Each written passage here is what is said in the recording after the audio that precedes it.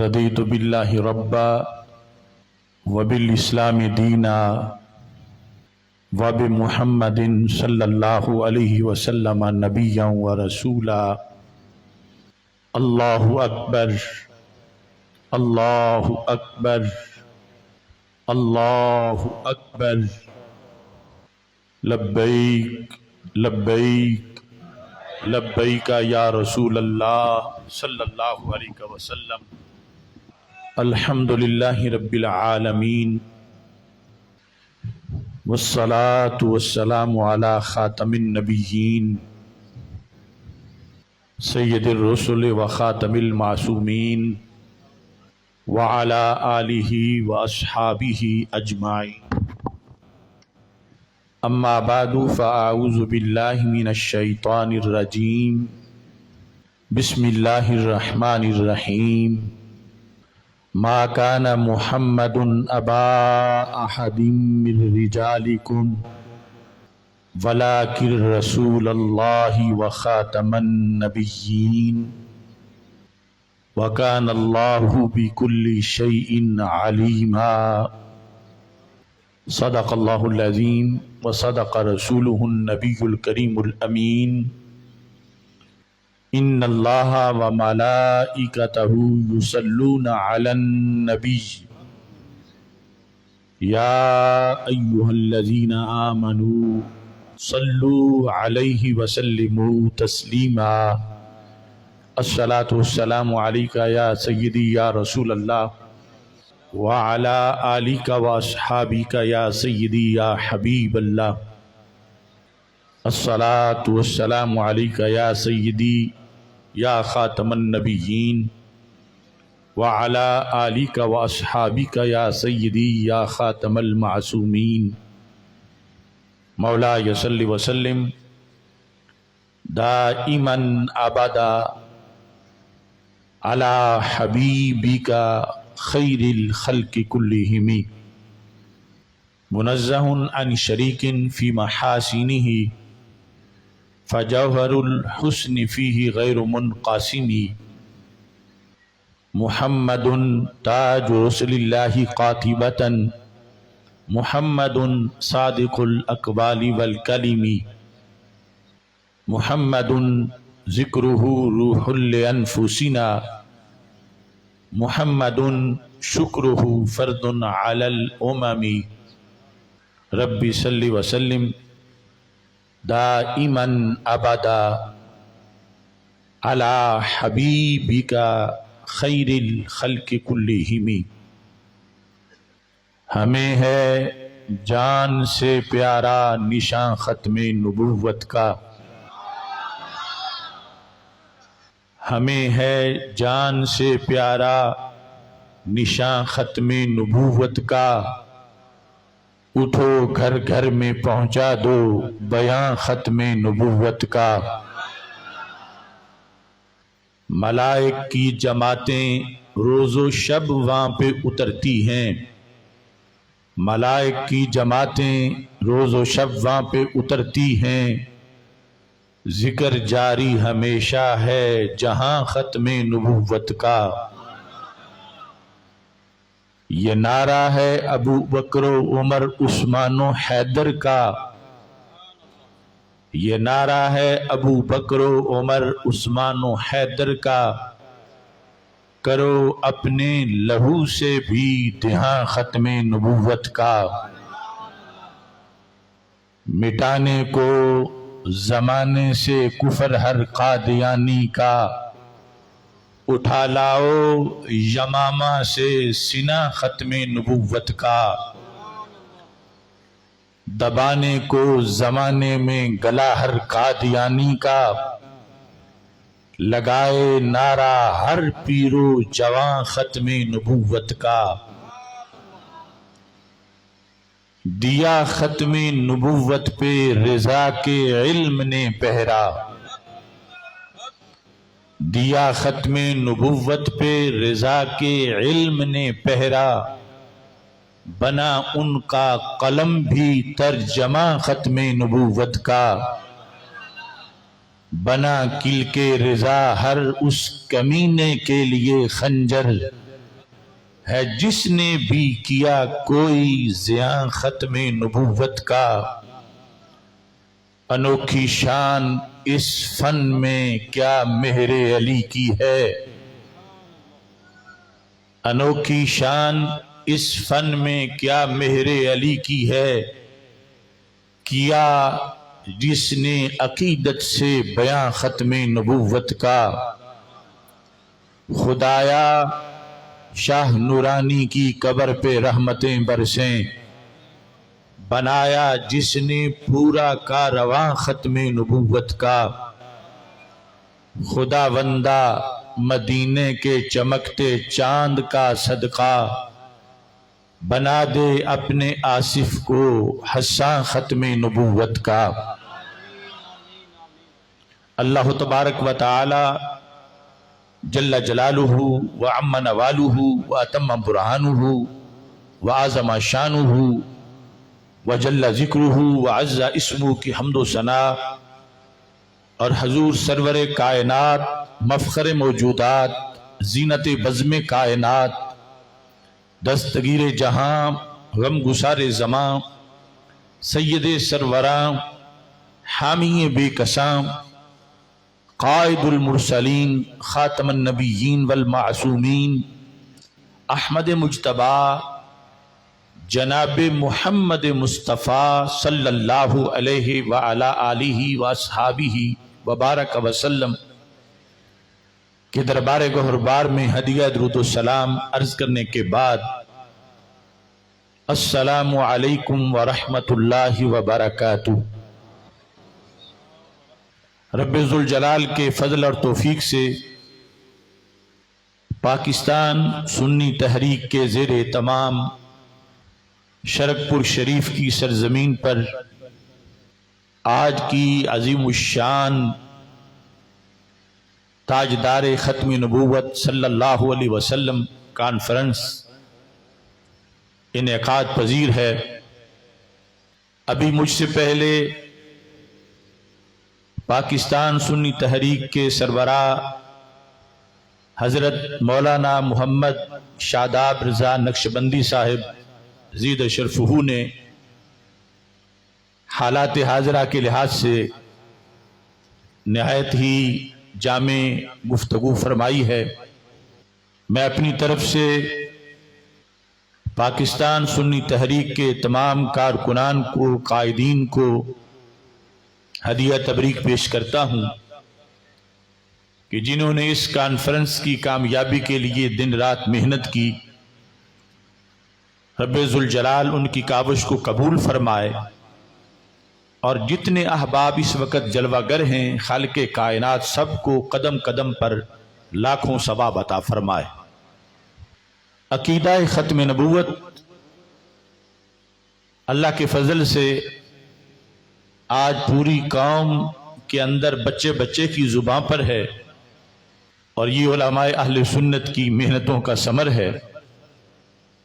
اب اس کے ساتھ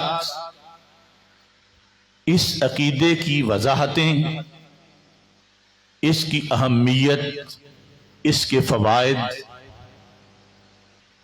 اور اس کے خلاف ہر وقت ہونے والی سازشوں کا پردہ چاک کرنا، اس کی طرف علماء اہل سنت کی توجہ جاری ہے۔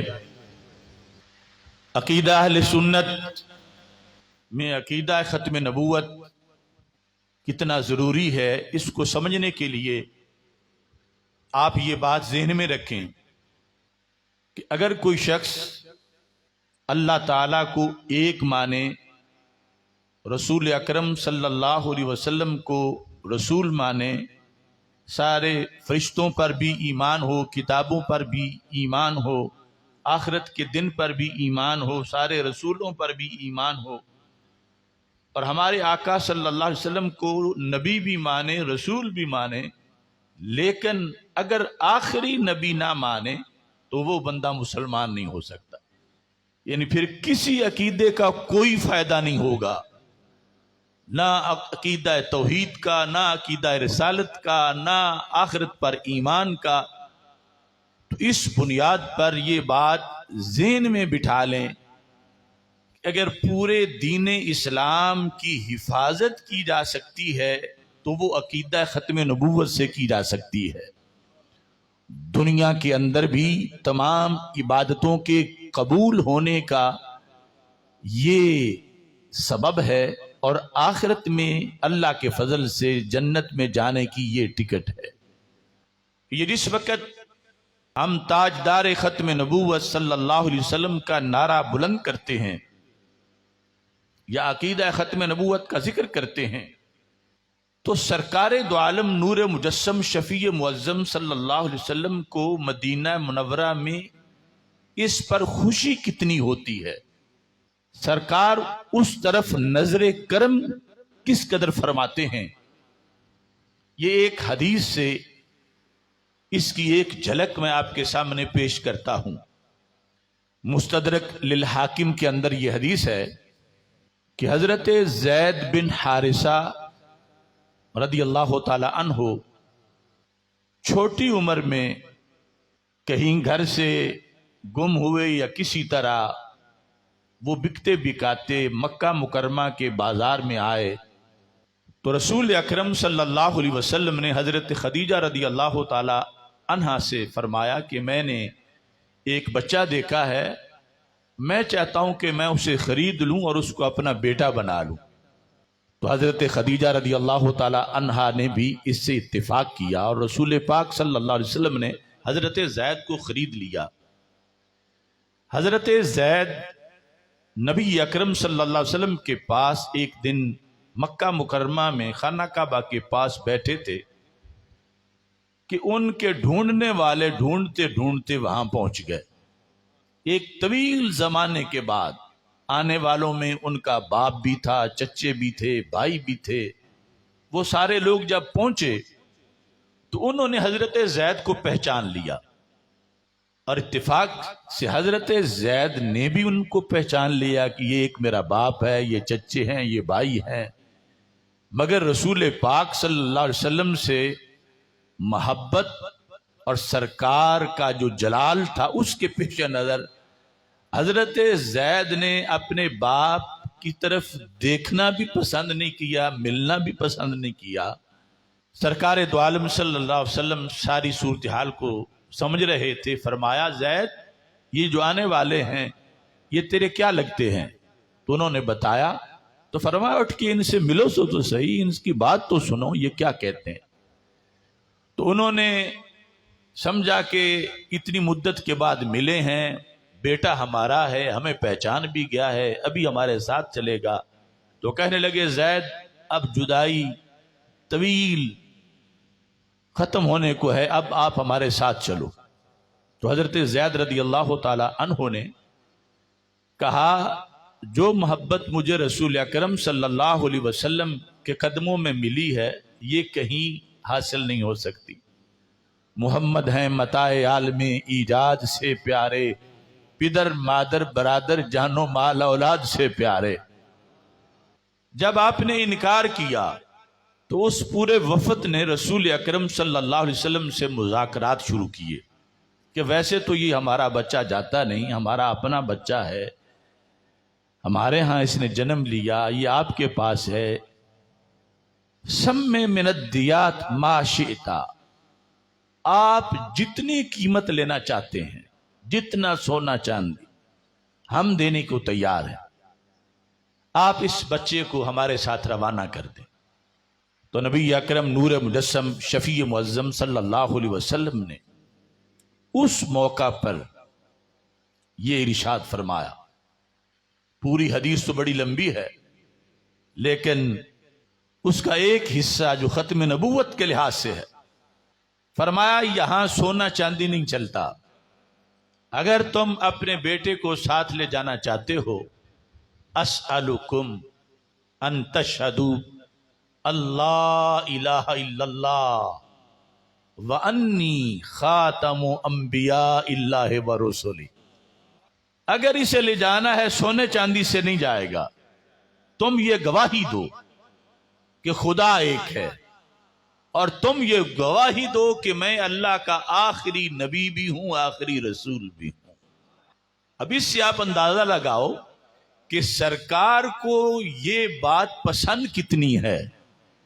اسلام کی اس دور میں جب پیسے کی ابھی بڑی ضرورت تھی، غربت کا زمانہ تھا اور اتنی بڑی پیشکش کی جا رہی تھی، تو رسول اکرم نور مجسم شفیع معظم صلی اللہ علیہ وسلم نے اس وقت یہ ختم نبوت کی جو گواہی ہے اس کو خزانوں پر ترجیح دی، اور اس گواہی کی بنیاد پر ایک بہت بڑا مطالبہ منظور کر لینے کی خبر دی۔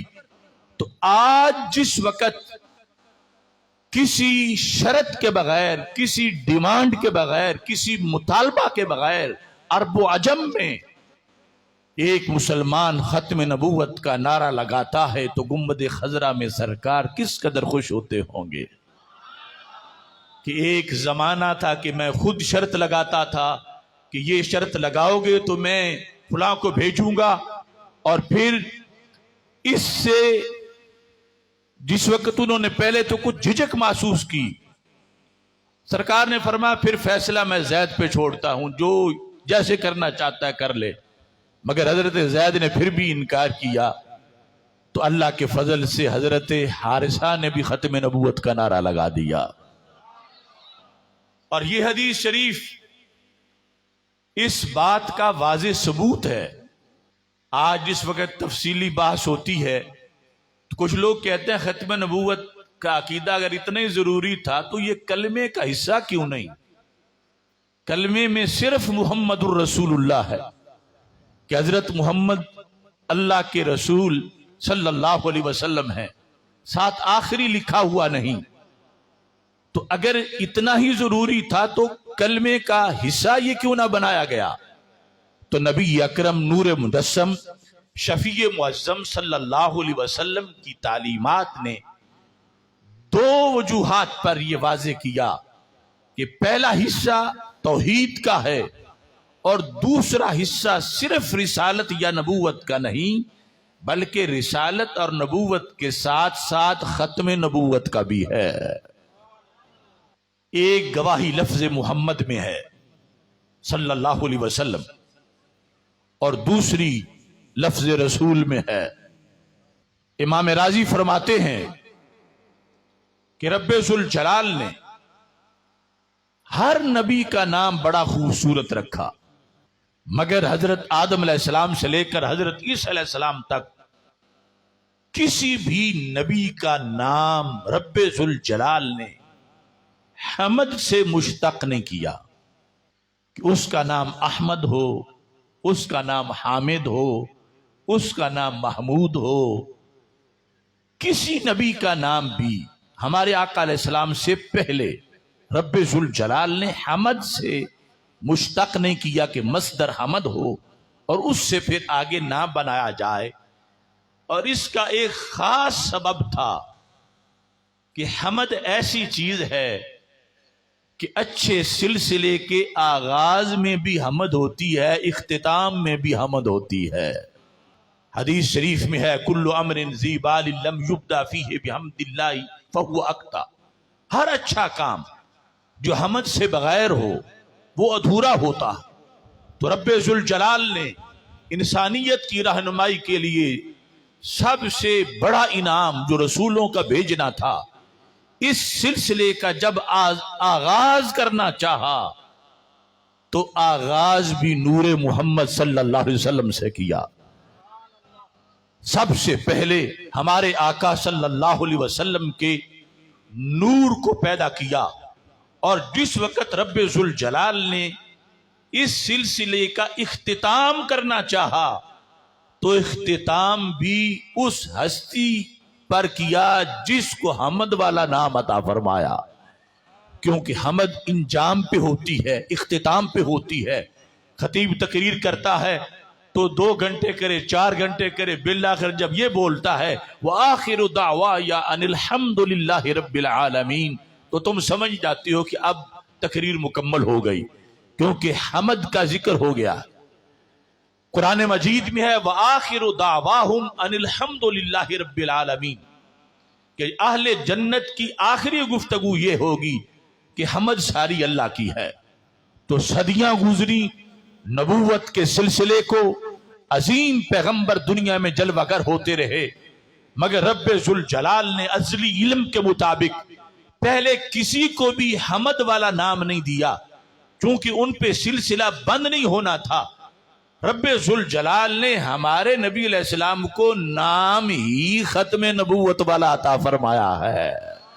یہ لفظ محمد ہی ختم نبوت پر دلالت کرتا ہے، کیونکہ حمد اختتام پر دلالت کرتی ہے، تو اس بنیاد پر ساری اس نسبت کی چیزیں اللہ نے ہمارے نبی علیہ السلام کو عطا فرمائی ہیں۔ آپ کے مقام کا نام ہے مقام محمود، آپ کے جھنڈے کا نام ہے لواء الحمد، آپ کی امت کا نام ہے حمادون۔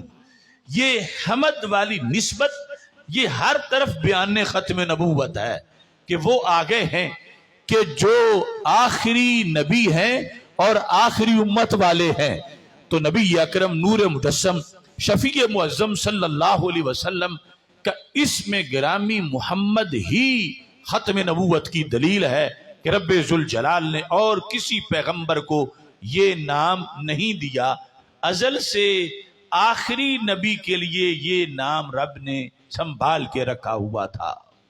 اور دوسری طرف سید عالم نور مجسم شفیع معظم صلی اللہ علیہ وسلم نے جب خود کلمہ اسلام کی تشریح کی، جب خود محمد الرسول اللہ کا ترجمہ کیا عربی میں، اس کی وضاحت کی، اور حضرت زید کے خاندان کو اسلام کی دعوت دی، تو توحید کا حصہ تو اسی طرح تھا، اور فرمایا سالکم ان تشہدوا اللہ الہ الا اللہ، یہ پہلا حصہ ہے کہ تمہیں یہ گواہی دینا پڑے گی کہ اللہ کے سوا کوئی معبود نہیں، اور ساتھ جو دوسرا حصہ ہے محمد الرسول اللہ، اس کی زبان رسالت نے خود وضاحت کر دی۔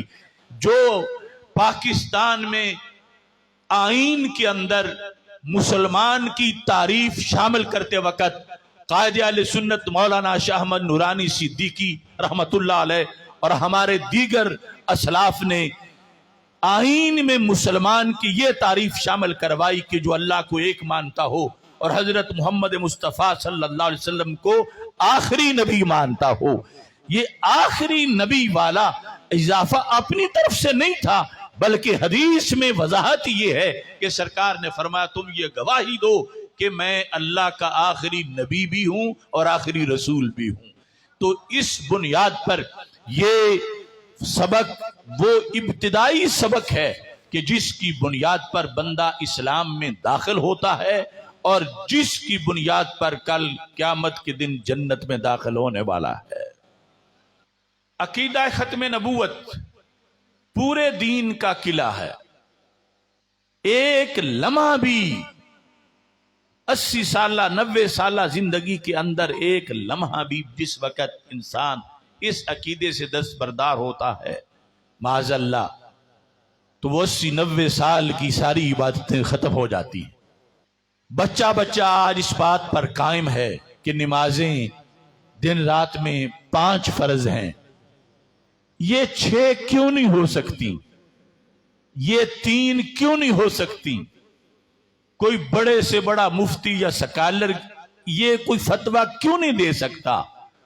ایک طرف چھوٹا سا بچہ کھڑا ہو جائے اور وہ کہے نمازیں 5 ہیں، اور دوسری طرف کوئی بڑا علامت الدہر ہو وہ کہے نہیں 3 ہیں، تو قرآن و سنت کا فیصلہ اس بچے کے حق میں ہوگا جو 5 کہہ رہا ہے۔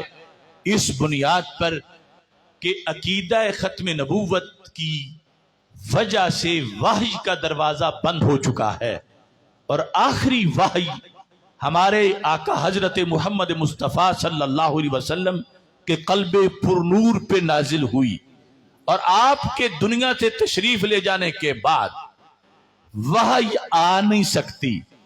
یہ بڑی قابل غور بات ہے، جب وحی آ نہیں سکتی تو دین فکس ہو گیا ہے۔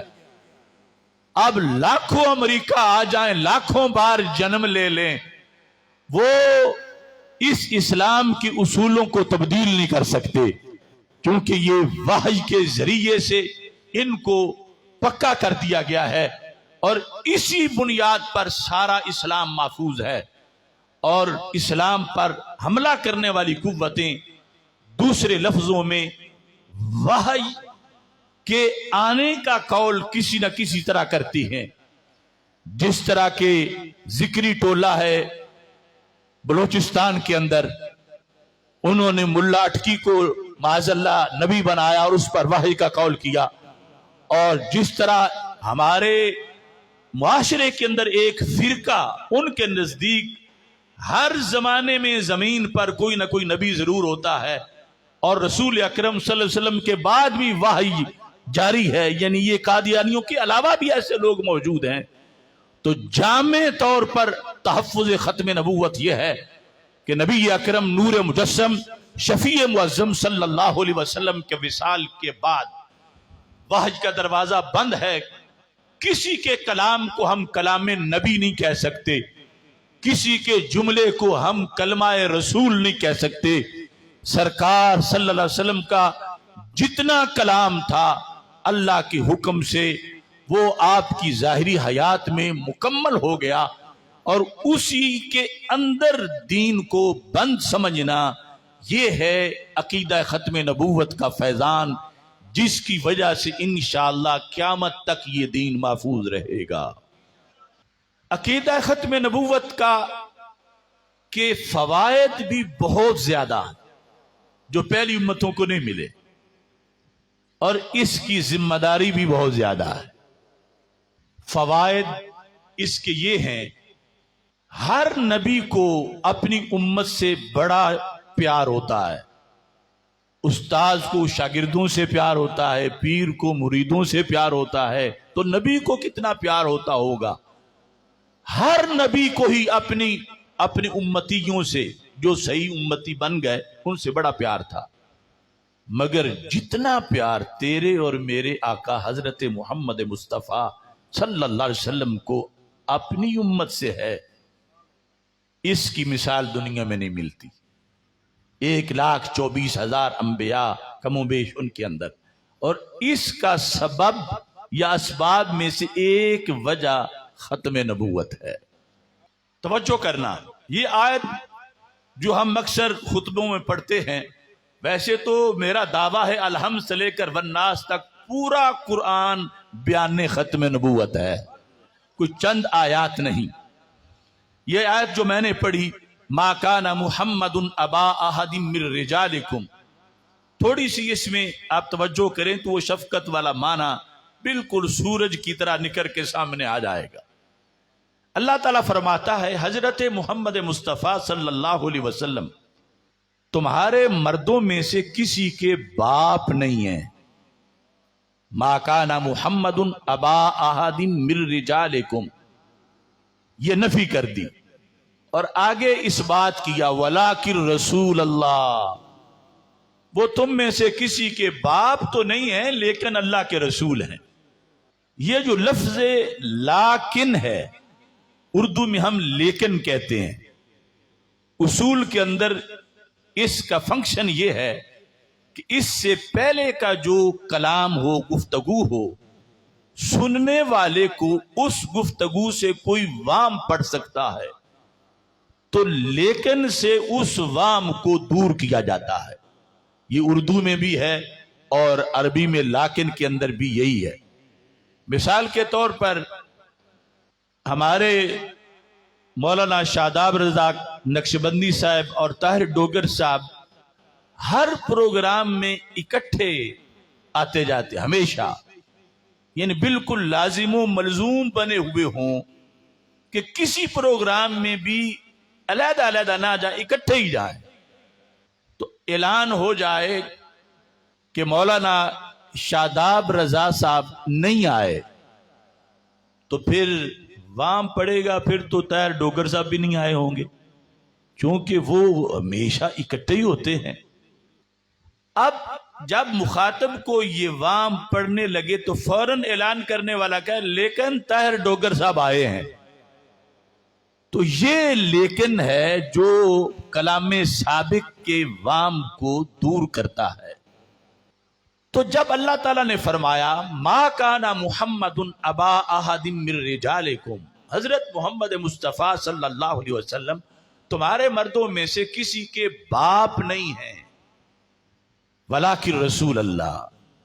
تو یہاں سننے والے کو کیا وام پڑ سکتا تھا کہ لیکن بولنا پڑا، اور لیکن سے اس وام کو دور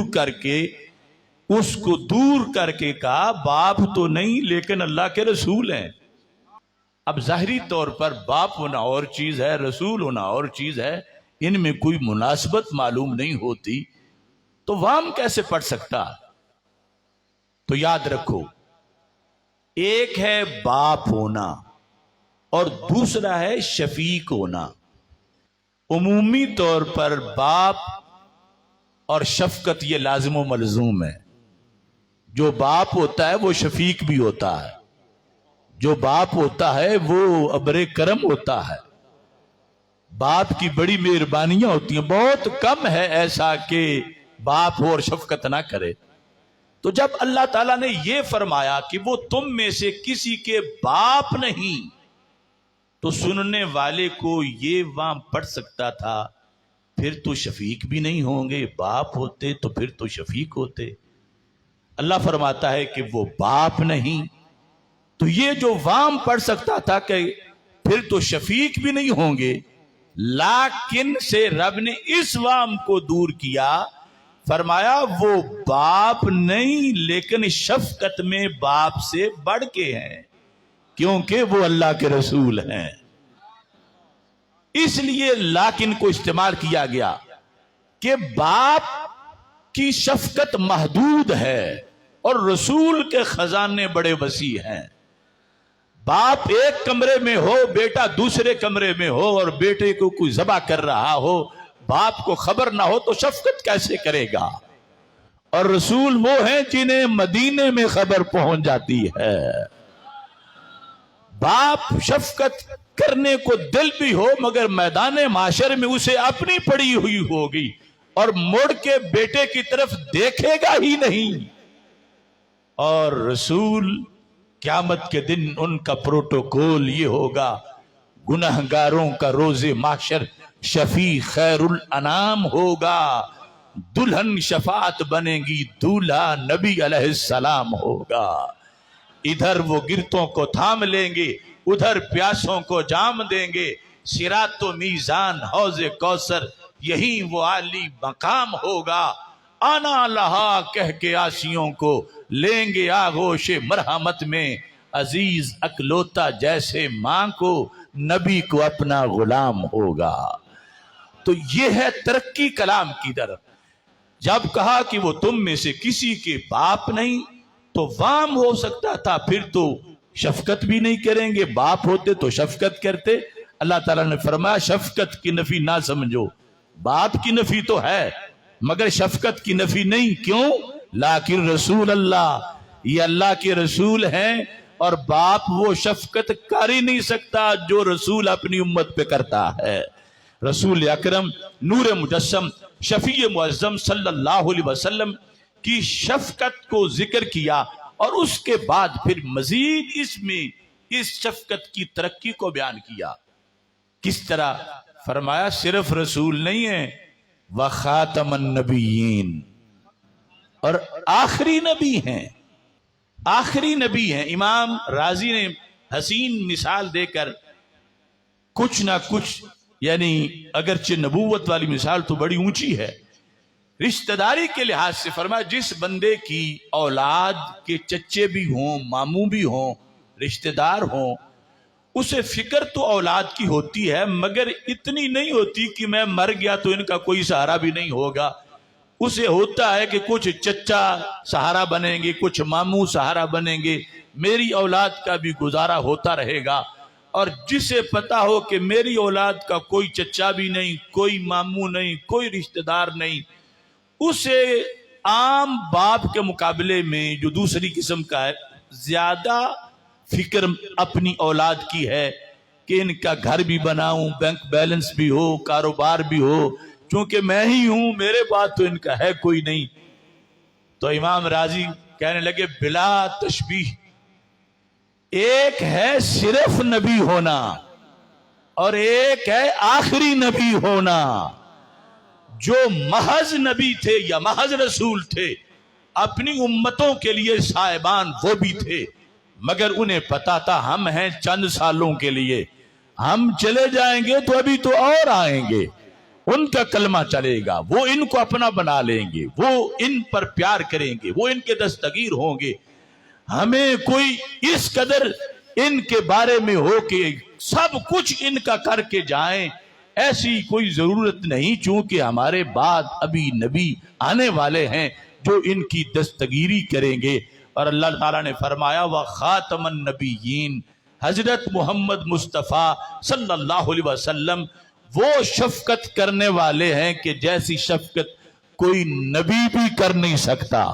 پہلے تو کہا باپ نہیں کر سکتا، یہ نبی ہیں، یہ باپ سے بڑھ کے شفقت کرنے والے ہیں، اور پھر صرف نبی نہیں، آخری نبی ہیں، تو پھر انہوں نے تو شفقت کی حد کر دی کہ اپنی امت کے سارے کام خواہ وہ کسی صدی میں ہوں میں نے ہی کر کے جانے ہیں۔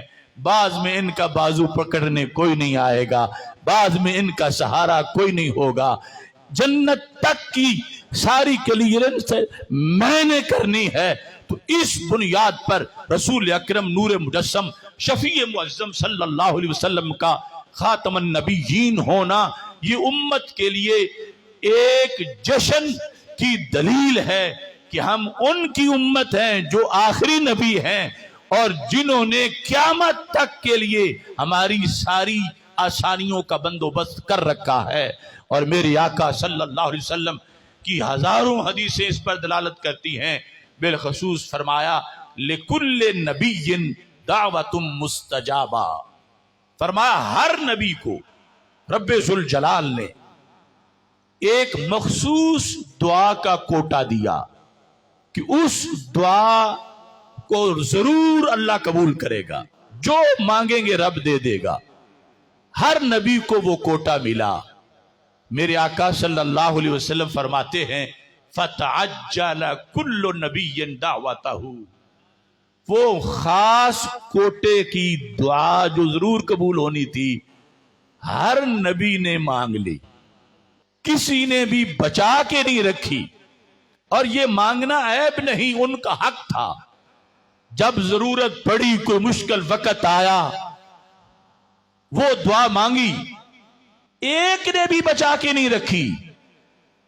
ہمارے آقا صلی اللہ علیہ وسلم فرماتے ہیں وَإِنِّي اخْتَبَاتُ دعوتی، میری اگرچہ روزانہ ہزاروں قبول ہوتی ہیں لیکن وہ خاص کوٹے والی دعا میں نے آج تک نہیں مانگی، بلکہ میرا ابھی مانگنے کا منصوبہ بھی نہیں، میں نے چھپا کے رکھ دی ہے۔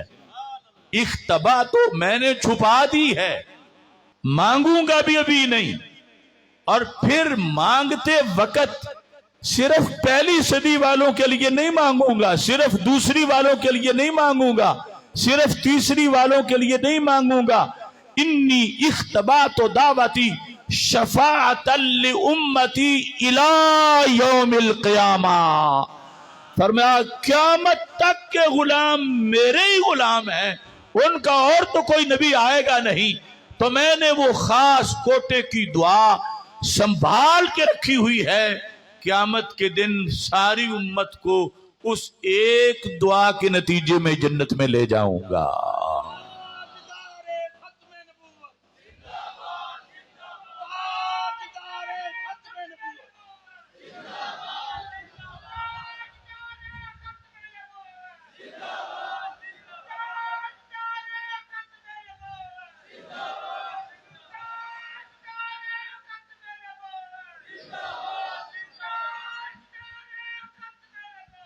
اس بنیاد پر ہمارے آقا علیہ السلام کا لہجہ ہی ختم نبوت والا تھا۔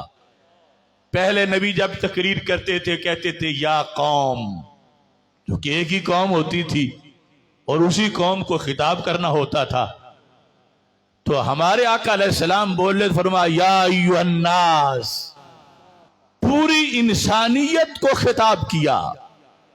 حضرت عبداللہ بن عباس رضی اللہ تعالی عنہ باقاعدہ قرآن سے استدلال کرتے ہوئے کہتے ہیں، طبرانی میں ہے کہ ہر نبی صرف ایک قوم کا نبی ہوتا تھا، دو قوموں کا بھی نہیں، چاہے جائے کہ ہزاروں قوموں کا وہ نبی ہو۔ وہ کہتے ہیں اللہ فرماتا ہے وما ارسلنا من رسول الا بلسان قومی، ہم نے ہر نبی کو اس نبی کی قوم کی زبان کے ساتھ بھیجا کہ جس قوم کے وہ نبی ہوں اس قوم کی ان کی زبان آتی ہو۔ تو ابن عباس فرماتے ہیں رب نے یہ نہیں کہا کہ بِأَلْسِنَةِ اقوامہم، کہ میں نے ہر نبی کو اس نبی کی قوموں کی زبانوں کے ساتھ بھیجا۔ لفظ قوم بھی قرآن میں واحد ہے، لفظ لسان بھی قرآن میں واحد ہے، تو نتیجہ یہ ہے کہ ہر نبی کی قوم ایک تھی، اور جب ہمارے آقا علیہ السلام کی باری آئی تو یہ ہے وما ارسلناک الا کافۃ للناس بشیرا ونذیرا، محبوب میں نے آپ کو جمیع انسانیت کا رسول بنا کے بھیجا ہے۔ تو اس بنیاد پر رسول اکرم نور مجسم شفیع معظم صلی اللہ علیہ وسلم نے جمیع انسانیت کا سوچا، جمیع انسانیت کے مسائل سوچے، جمیع انسانیت کے لحاظ سے جو جو ضرورتیں تھیں وہ، اور اس سے پھر جو ہم اہل سنت کا عقیدہ ہے نبوت کے بارے میں، وہ عقیدہ ہی ختم نبوت کے بیان کے لیے افورڈ کر سکتا ہے۔ باقی مسالک کی چادریں اتنی تنگ ہیں کہ اس عقیدے کو وہ بیان ہی نہیں کر سکتے، کیونکہ رسول اکرم صلی اللہ علیہ وسلم صرف مدینہ منورہ ایک حویلی کے اندر بیٹھ کر اس ایک معاشرے کے 1000-2000 افراد کی معاملات کو ڈسکس نہیں کر رہے تھے، آپ کائنات کے ہر معاشرے کو سامنے رکھے ہوئے تھے، دنیا کی ہر برادری کو سامنے رکھے ہوئے تھے، عرب و عجم کا ہر شہر سامنے رکھا ہوا تھا، اس وقت کا ہی نہیں جو قیامت تک آنے والے ہیں، اور جو ترقی ہونی تھی کہ میری ایک ایک بات پر لیبارٹریز کے اندر تجربے ہوں گے، اور زمانہ اس کے سامنے میرے لفظوں کو رکھا جائے گا کہ 14 صدیاں پہلے وہ خبر دے کے گئے تھے۔ تو آج نبوت وہ ہوتی ہے کہ جس کی ایک بات کے حرف میں بھی کوئی فرق نہ آئے۔ تو رب ذوالجلال نے اتنے علوم دیے رسول اکرم نور مجسم شفیع معظم صلی اللہ علیہ وسلم کو۔ ختم نبوت کی عقیدے کا یہ حصہ ہے کہ قیامت تک کی ہر صدی کا ہر سال، ہر سال کا ہر مہینہ، ہر مہینے کا ہر ہفتہ، ہر ہفتے کا ہر دن، اور ہر دن کا ہر گھنٹہ، اور ہر گھنٹے کا ہر منٹ، اور ہر منٹ کا ہر سیکنڈ، اس میں جو کچھ ہونا تھا میرے نبی علیہ السلام دیکھ بھی رہے تھے اور ہر مسئلے کا جواب ارشاد بھی فرما رہے تھے۔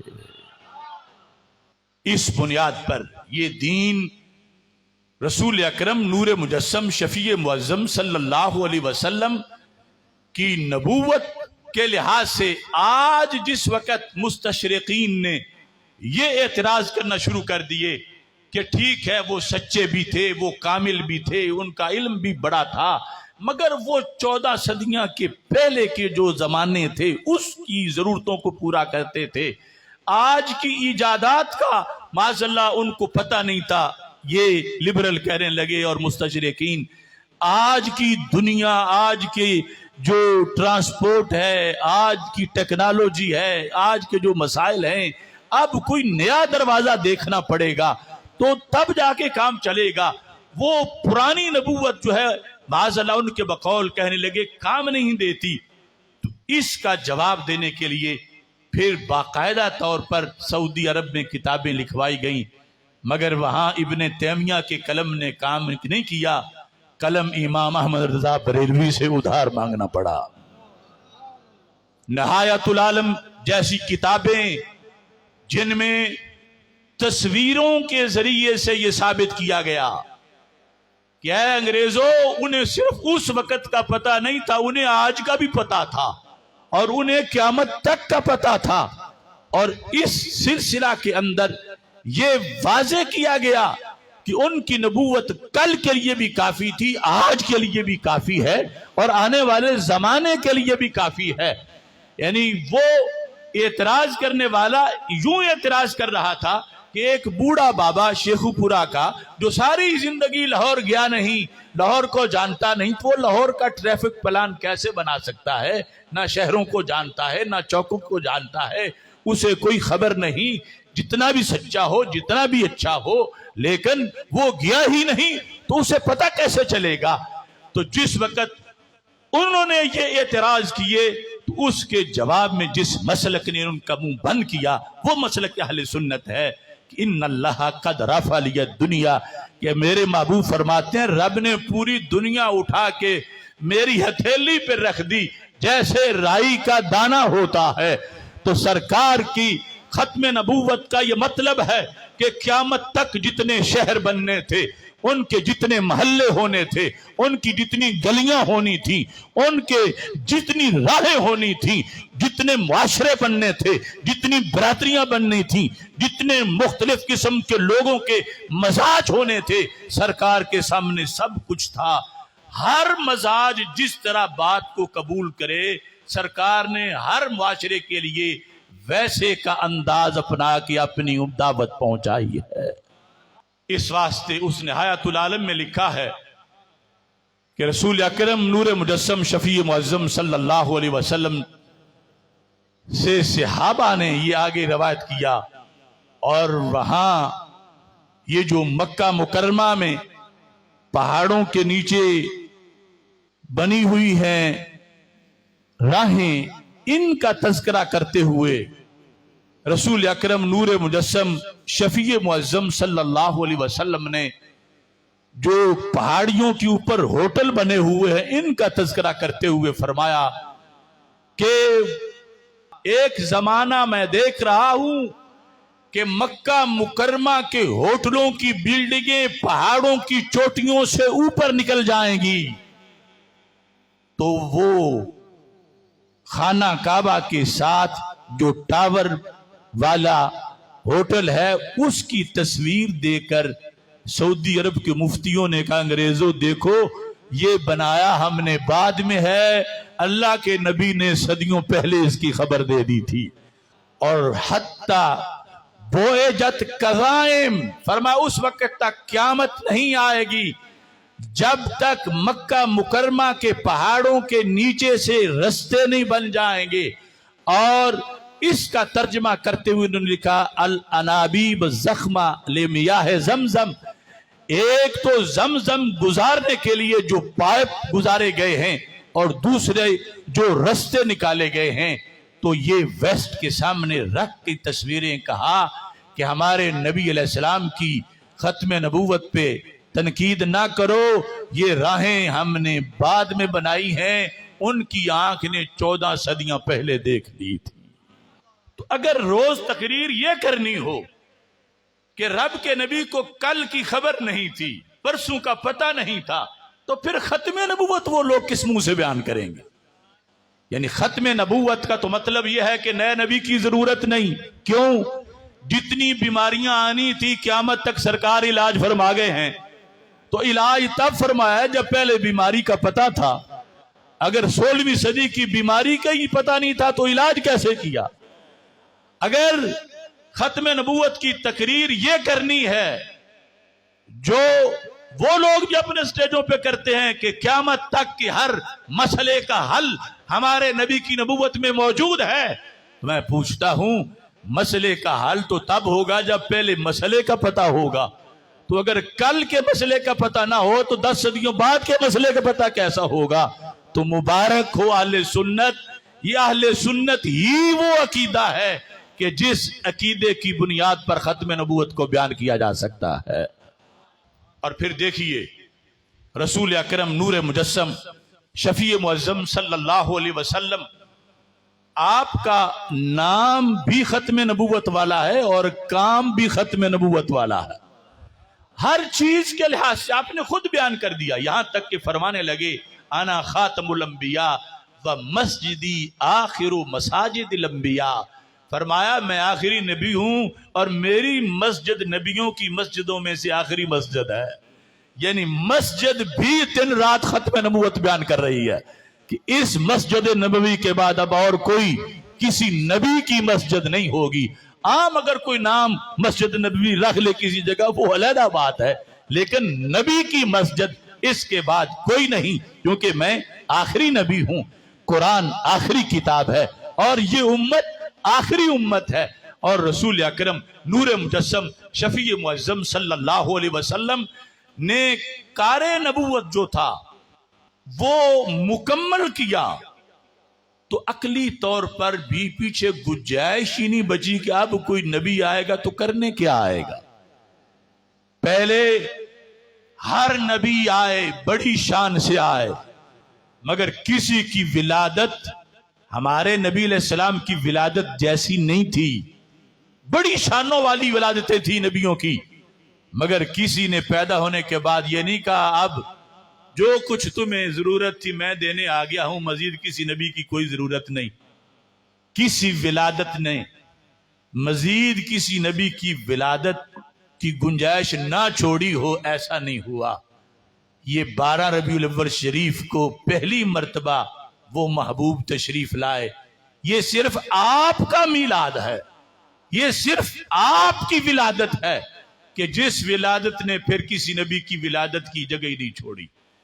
کار نبوت رسول پاک صلی اللہ علیہ وسلم ارشاد فرمانے لگے انما بعثت لاتمم، مجھے رب نے بھیجا ہی مکمل کرنے کے لیے ہے، آدھا کام چھوڑ کے نہیں جاؤں گا۔ رب بندے کو جو کچھ ہدایت دینا چاہتا ہے، سبق پڑھانا چاہتا ہے، اللہ نے مجھے معین کر دیا ہے، ہر سبق میں نے پڑھانا ہے۔ جنت جانے کے جتنے رستے ہیں وہ سارے رستے میں نے بتانے ہیں۔ اگر 100 رستہ ہے تو ایسا نہیں کہ 99 بتا جاؤں اور ایک پیچھے چھوڑ جاؤں، فرمایا میں تو مکمل کرنے آیا ہوں۔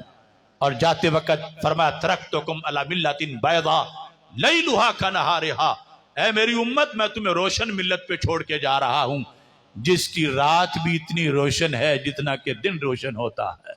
میں نے قیامت تک کی ہر صدی کے ہر محلے کی ہر گلی میں علم کا بلب لگا دیا ہے، وہاں تک میری روشنی پہنچے گی۔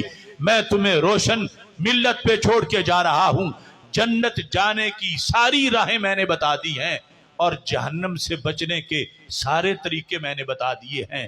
الیوم اکملت لکم دینکم، یہ اعلان کسی زبان نے نہیں کیا تھا، یہ کیا ہے تو ہمارے نبی علیہ السلام نے کیا ہے۔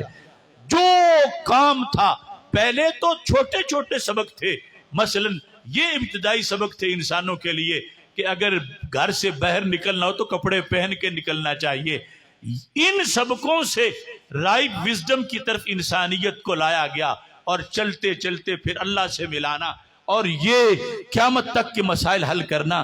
یہاں یہ کار نبوت ہے رسول اکرم نور مجسم شفیع معظم صلی اللہ علیہ وسلم کا، کہ قیامت تک کے سارے مسائل حل کر دیے۔ مجدد دین و ملت امام اہل سنت اعلی حضرت فاضل بریلوی رحمت اللہ علیہ ایک شعر کے اندر یہ فلسفہ بیان کرتے ہیں کہ ویسے تو یہ ہے نا کہ نبوت اچھی چیز ہے تو پھر جاری رہنی چاہیے تھی، پھر بند کیوں ہو گئی؟ فرمانے لگے نہ رکھی گل کے جوش حسن نے گلشن میں جا باقی، نہ رکھی گل کے جوش حسن نے گلشن میں جا باقی، چٹکتا پھر کہاں غنچہ کوئی باغ رسالت کا، جگہ ہوتی تو پھول کھلتا۔ پہلے بڑے بڑے حسین پھول کھلے مگر صحن چمن بھرتا نہیں تھا، پھر بھی تشنا تھا، پھر بھی انتظار تھا، بلکہ جو پھول کھلتا تھا اس کی خوشبو کا بھی اعلان یہی ہوتا تھا، یأتی من بعد اسمہ احمد، میں تو آیا ہوں میرے نبی ابھی آنے والے ہیں۔ لیکن 12 ربیع الاول شریف کو جو پھول کھلے ہیں تو صحن چمن میں جگہ ہی نہیں بچی۔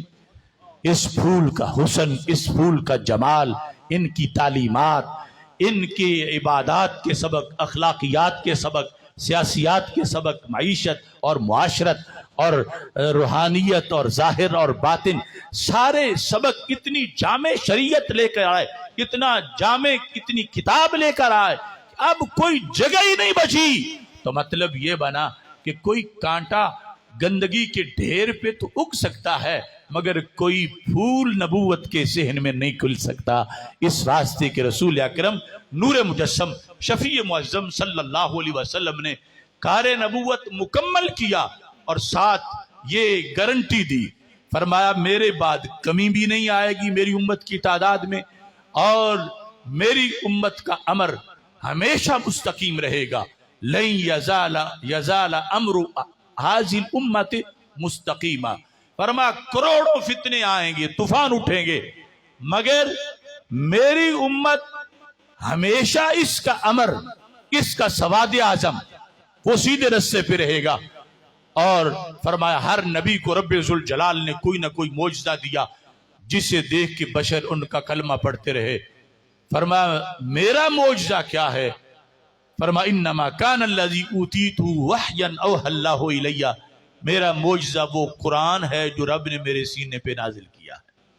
اگرچہ آپ نے سورج کو واپس موڑا، چاند کے ٹکڑے کیے، پتھروں سے کلمہ پڑھایا، لیکن یہ سارے معجزات حصی معجزے تھے، اور پہلے سارے نبیوں کے معجزے حصی تھے. حصی معجزہ حواس خمسہ سے سمجھا جاتا ہے، آسانی سے سمجھ آ جاتی ہے، بندہ متاثر ہو جاتا ہے، مگر وہ معجزہ دیر پا نہیں ہوتا. حضرت صالح علیہ السلام کی اونٹنی معجزہ تھی، اور بڑا آسان تھا اس سے متاثر ہونا کہ پہاڑ سے جاندار کی برآمدگی ہر بندہ متاثر ہو رہا تھا. اس سے متاثر ہونے کے لیے کوئی 10 سال درس نظامی پڑھنے کی ضرورت نہیں تھی. مگر جب آنکھوں کے سامنے تھا، جن لوگوں نے دیکھا ان کے لیے تو معجزہ تھا. آج خبر معجزہ ہے. حضرت موسیٰ علیہ السلام کا ڈنڈا سانپ بنا تو جنہوں نے دیکھا ان کے لیے معجزہ تھا. آج خبر معجزہ ہے. تو جن نبیوں کی بعد اور نبی آ رہے تھے ان کے معجزے بھی عارضی تھے، اور جنہیں رب نے ختم نبوت کا تاج پہنا کے بھیجا اللہ نے ان کو معجزہ بھی ہمیشہ کا عطا فرمایا. قرآن جب اترا تھا تو اعلان تھا ان کنتم فی ریب مما نزلنا علی عبدنا فأتوا بسورۃ من مثلی وادعوا شہداءکم من دون اللہ ان کنتم صادقین. کہ سچے ہو تو صورت بنا کے لے آؤ. یہ 14 صدیاں پہلے بھی چیلنج تھا، یہ آج بھی چیلنج ہے، یہ قیامت تک چیلنج تھا، قیامت تک کے لیے چیلنج ہے. تو دیکھو ہر چیز میں ختم نبوت ہے. جن کو رب ذوالجلال نے ختم نبوت کا تاج پہنا کے بھیجا ہے انہیں معجزہ بھی ختم نبوت والا عطا فرمایا ہے. تو میرے آقا صلی اللہ علیہ وسلم نے جب یہ بیان کیا تو بخاری شریف میں ہے، فرمایا جب میرا معجزہ ہمیشہ چمکے گا، ہمیشہ للکارتا رہے گا، چیلنج کرے گا، تو فرمایا روزانہ لوگ پڑھ پڑھ کے دین میں داخل ہوں گے، تو پھر نتیجہ کیا نکلے گا؟ فرمایا ارجو ان اکون اکثرہم تابعا. یہ ختم نبوت کا فیض ہے. فرمایا مجھے یقین ہے کہ قیامت کے دن جتنے زیادہ میرے غلام ہوں گے اتنے کسی نبی کے نہیں ہوں گے. یعنی یہ ختم نبوت کی برکت کتنی ہے. ارجو ان اکون اکثرہم، ہم کی ضمیر تمام نبیوں کی طرف راجع ہے کہ قیامت کے دن اگر ایک بڑے گراؤنڈ کے اندر حضرت آدم علیہ السلام سے لے کر حضرت عیسیٰ علیہ السلام تک ساری امتیں جمع کر دی جائیں اور دوسری طرف صرف میری اکیلی امت ہو، تو سرکار یہ خبر دے کے گئے ہیں، فرمایا میں ختم نبوت والا ہوں، میری اکیلی امت کی تعداد ان کا مجمع ان ساری امتوں کے مجمع سے بڑا مجمع ہوگا. تو اس واسطے ہمیں شکر ادا کرنا چاہیے کہ رب ذوالجلال نے ہمیں آخری امت بنایا ہے، اور آخری ہونا ایک چیلنج ہے. یعنی کسی لحاظ سے بھی نبیوں میں سرکار آخری آئے تو مطلب یہ تھا اب ان سے بہتر کوئی چیز نہیں نبوت میں کہ ان سے کوئی بڑی شان والا نبی آئے، یہ سب سے بڑی شان والے ہیں. تو امتوں میں بھی رب نے اس کو کنتم خیر امت اخرجت للناس کہ یہ آخری ہے. پہلی ساری امتوں کی جو کمیاں کوتاہیاں تھیں ان کے مقابلے میں ہم نے یہ آئیڈیل امت پیش کر دی ہے. اور اگر ابن عبد الوہاب کے فتوے کے مطابق اس نے بھی مشرک ہو جانا ہوتا تو یہ آخری نہ ہوتی، پھر آخری کوئی اور آتی، اللہ تعالیٰ اس کو پیش کرتا کہ یہ ہوتی ہے امت. لیکن اس امت کو رب نے بطور ایک نمونہ کے پیش کیا ان اللہ اختارنی واختار علی اصحابہ. ویسے سرکار اللہ چاہتا تو 20 صدیاں پہلے دنیا میں بھیج دیتا، یعنی جب آپ کی ولادت ہوئی اس سے 20 صدیاں پہلے، لیکن رب نے ایک ازل سے نظام بنایا ہوا تھا کہ نبوت کا دروازہ بند ہو جانے کے بعد پھر گزارا کرنا رب کی رضا کے مطابق اور وحی بھی نہ آئے. تو اس کے لحاظ سے پھر لوگ ایسے ہونے چاہیے اس نبی کی غلامی میں جو ذہین بھی چوٹی کے ہوں اور امین بھی چوٹی کے ہوں. یہ نہ ہو آدھا قرآن دوسرے دن بلائے ہوئے ہوں یا صورتیں بلائے ہوئے ہوں یا کوئی تلوار لے کے دبائے تو دب جائے کہ نہیں ہم نہیں پڑھتے چھوڑ دو ہمیں.